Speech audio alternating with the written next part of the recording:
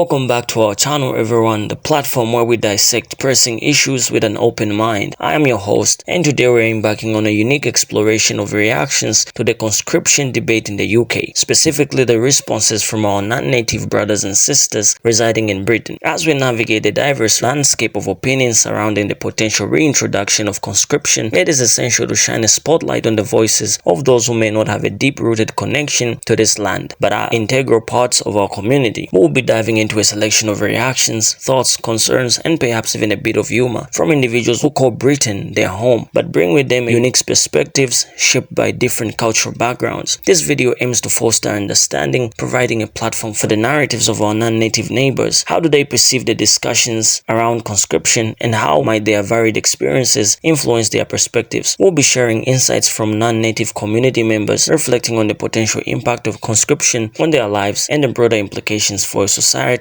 that cherishes diversity. This exploration promises to be enlightening and thought-provoking, offering a tapestry of viewpoints that contribute to the rich fabric of our multicultural society. So stay tuned as we unravel the reactions of our non-native brothers and sisters to the conscription debate right here on our channel. Hit the like button, subscribe for more inclusive discussions, and let's foster a community that values every voice. Let's dive right into the exploration together.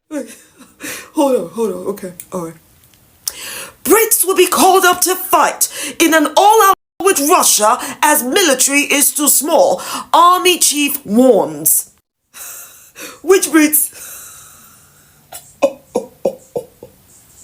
Oh, you must be calling to the native indigenous white British. Oh, you do you, baby. Not putting out. Rule Britannia. Because I know you aren't looking at me as Brit.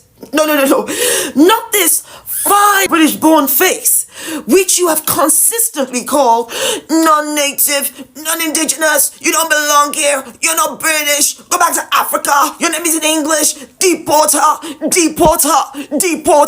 But this indeed is a very serious situation. Whatever shall Britain do? Disassemble! Come on!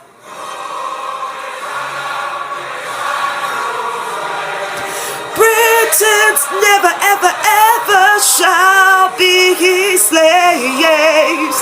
What's this I'm hearing about the UK going to Rishi Sunak? First it was the A-levels, then it was the summer holidays, and now you're saying if we don't join the army, we're going to prison.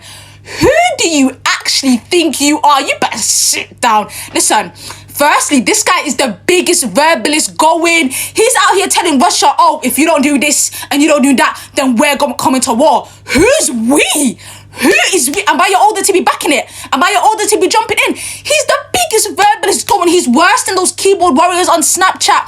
Rishi, I ain't being funny, but if you got beef with Russia, if you got beef with Vladimir Putin, go have a one-on-one. Go and have a one-on-one. Listen, I've always found jumping weird. I've never been with that jumping. So if you got beef with Vlad, have a one-on-one. Like, why are you trying to get us involved? And secondly, I ain't been funny, but guys, us British people, we grew up on year 6 singing competitions. Those Russians don't play. They grew up in the mountains, okay? Who remembers when Conor McGregor was giving verbal to Khabib? What happened? He literally finished him. Listen, I failed geography, right? But even I can tell you, hold on. Right, look at the map. Russia, UK is that little specker that they're gonna drag us, bro. Furthermore, every single week people are out here protesting for Palestine. Instead of helping the people of Palestine, you want to be out here giving duty to Vlad. Listen, I don't like leaving my house unless it's beef or we're going out for food, right? But for you, Rishi Sunak, I'm telling you, let those next elections come. The way I'm going to be voting, Nico, Labour. Because I'm sick. Are you trying to send us to war?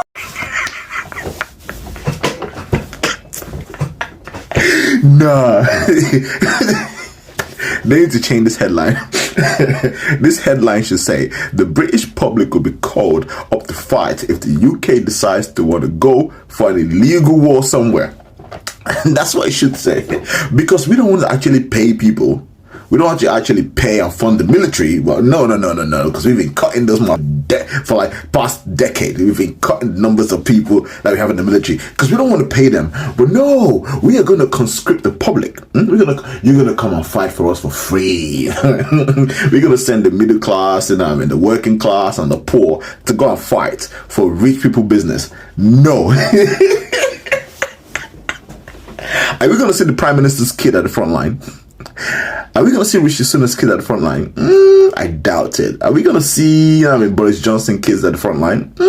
I doubt it. Are we going to see, who else? Just call them all. Are we going to see all the kids at the front line? No, we not. And you think I'm going to take to go and fight for what? Something that has no benefit for me or my family or for those that are the working class? And no, we're going to go fight and have to put money into the pockets of the rich. No. Yo, they're bugging. They're bugging. Listen, simple solution to this: go and keep recruiting more soldiers. All the soldiers that you guys have caught the last 10, 15 years, go and start recruiting them back. Start recruiting the numbers. Get your recruitment numbers up and actually pay people. Pay your armies. Pay them well. Yeah. Because the public ain't gonna fall for this. Listen, we ain't about to do this. Stop sending poor people to go fight rich people business. No. If you live in the UK, you might have to go and fight against Russia.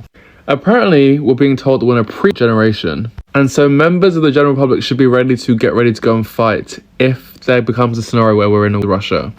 Just let that sink in. A call from the government that we need to go and fight in a war. I understand there's been a shortage of military staff for years and years, but the idea that now they're going to call on the younger generation to go and fight for countries that's actually called them snowflakes and say they were useless for so many years, particularly off the back of decisions made by older people and senior politicians, and then it's like, oh, the young people of the country, you need to get your stuff together and go and fight to defend the UK. What is there to really defend, and what are people gaining from being here? The political climate is absolutely tragic, and then to be told, oh, by the way, like, we might actually end up being in a rush and you have to go and defend this country. I can't believe these news stories. Like, every time I see them, like, is this an actual prank, or are these things being released just drive me crazy? Basically, if you haven't heard and you live in the UK, we might be getting drafted. I don't know if I'm going first round, second round. Like, I'm an all-round player. You know what I mean? I've played a couple COD games. As for me, I'm talking about for fashion people in general. I could be wrong. Or people, our generation in general, like, cut that. We're not really trying to go for real. Unless you guys really want to look to your left and see, oh, Lil Calm, or look to your right and see, oh, get ready with me. This is how I style the best boots in the business. Like, let's really be real.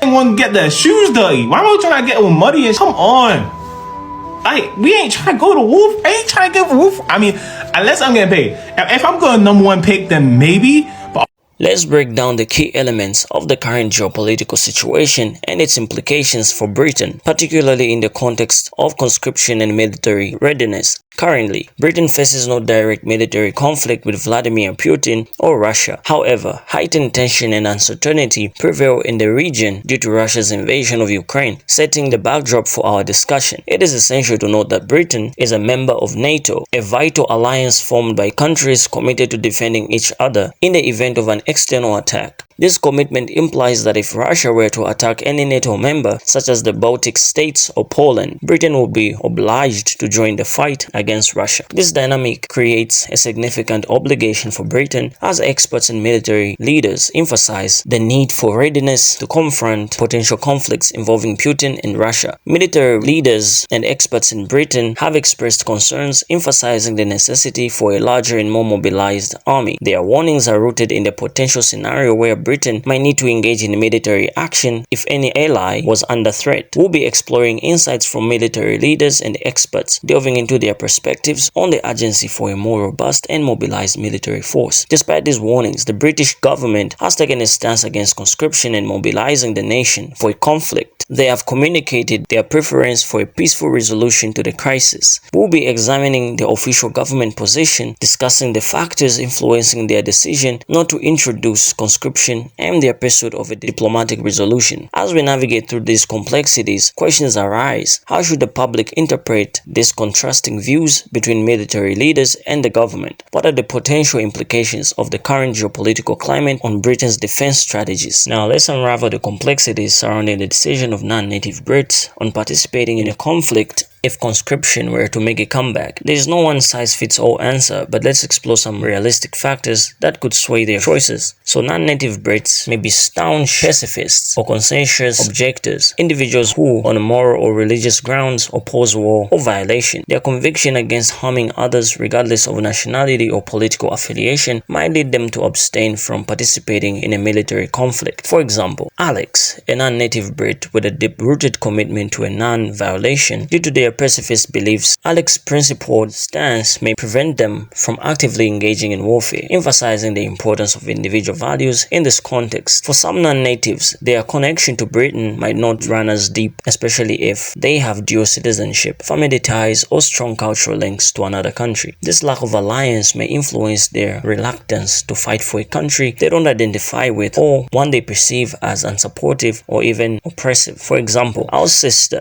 a native Brit with dual citizenship, her cultural roots and strong family ties to her birthplace may lead her to question her commitment to fighting for Britain, highlighting the influence of personal connections on one's sense of loyalty. Non-native Brits might also base their decision on their stance towards Britain's foreign policy. If they strongly disagree with the reasons, goals, or methods of fighting the conflict, they might be hesitant to participate in a cause they find unjust or immoral. For example, a brother, a non-native Brit who vehemently disagrees with Britain's involvement in a particular conflict. His refusal to fight stems from his moral objections to the conflict's basis, showing how personal convictions can shape one's response to conscription. Finally, personal circumstances and priorities play a pivotal role. Non-native Brits might have careers, educational pursuits, health concerns, or familial responsibilities that take precedence, leading them to prioritize other aspects of their lives over military service. Picture another sister, a non-native Brit, immersed in a promising career and committed to her family's well-being. Her decision not to participate in a conscription stems from her focus on her existing responsibilities, demonstrating the impact of individual circumstances on one's choices. These examples highlight the diversity within non-native Brit community, emphasizing that their decisions are shaped by a myriad of personal factors. It is important to recognize the individuality within this group rather than making broad generalizations. Let's dissect the intricacies of conscription, a concept that hasn't graced the shores of the UK since 1960. While the government insisted skipping conscription in the history books, some military officials suggest the need for a citizen army, a concept that, if implemented, could have profound consequences. Conscription, a mandatory military service, has been dominant in the UK for over 6 decades. The government assures us it's not planning a nostalgic revival of the conscription era, but the idea of a citizen army is still on the table, especially considering potential future conflicts. Picture this: